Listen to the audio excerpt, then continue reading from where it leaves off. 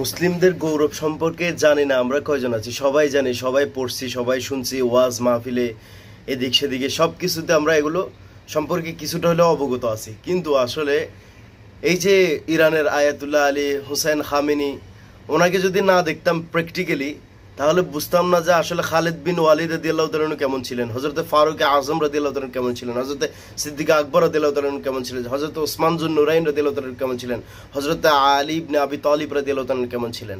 আসলে এই যে বৃদ্ধ মানুষটা, একেবারে বৃদ্ধ মানুষ, হাঁটতে পারে না, এক সাইড প্যারালাইসিসড হয়ে গেছে, ওই মানুষটার ইতে মানে ক্রোধের কাছে পুরা পশ্চিমা বিশ্ব, পুরা ইহুদি কুফুররা সবাই মানে হয়ে গেছে, নেস্তানাবুদ হয়ে গেছে। আল্লাহ রাব্বুল আলামিন কোরআন পাকের মধ্যে বলতেছে না, বিসমিল্লাহির রহমানির রহিম, মুহাম্মাদুর রাসূলুল্লাহ ওয়াল্লাযীনা মাআহু আশিদ্দাউ আলাল কুফার রুহামাউ বাইনাহুম তারাহুম রুকআন সুজদান ইয়াবতাগুনা ফাদলাম মিনাল্লাহি ওয়া রিদওয়ানা। তাহলে এখানে কুফুর এবং মুমিন, কুফুর এবং ইমানের যুদ্ধ।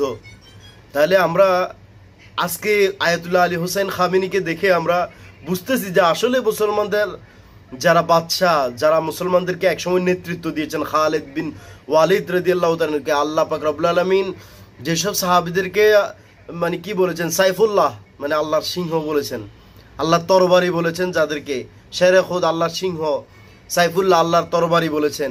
আসলে ওনাদের যে ইতিহাসগুলো আমরা পড়েছি বিভিন্ন বা শুনেছি আলেম ওলামাদের কাছে, সেটা এখন প্রতীয়মান হইতেছে, এখন দেখতেছে আসলেই মুসলমানদের গৌরব ছিল এক সময়।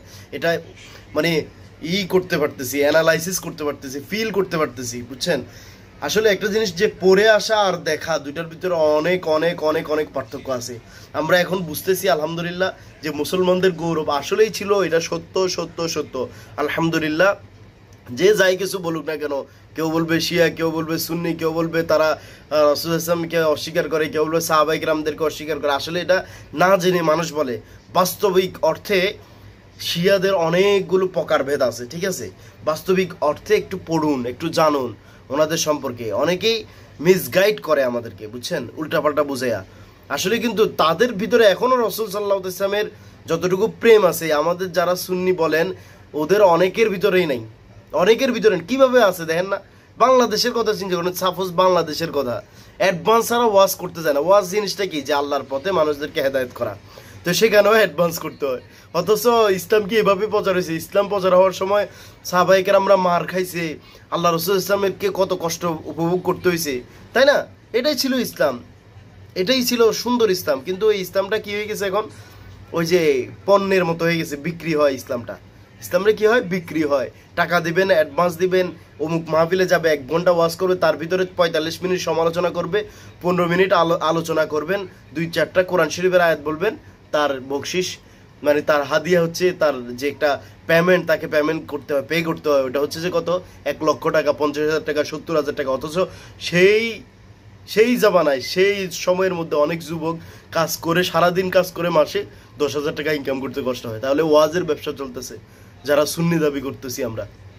কিন্তু আমাদেরকে ওই মতবাদগুলো বড় কথা না, বড় কথা আমাদের দুশমনা, তাদের দুশমনা এক, কুফুর। এখানে হচ্ছে মুসলিম এবং কুফুরের মধ্যে পার্থক্য। আশিদ্দাউ আলাল কুফার। আল্লাহ আমাদেরকে বুঝার তৌফিক দান করুন, আমিন। সাল্লু আলাল হাবিব সাল্লাল্লাহু তাআলা আলা মুহাম্মদ সাল্লাল্লাহু আলাইহি ওয়া আলিহি ওয়াসাল্লাম।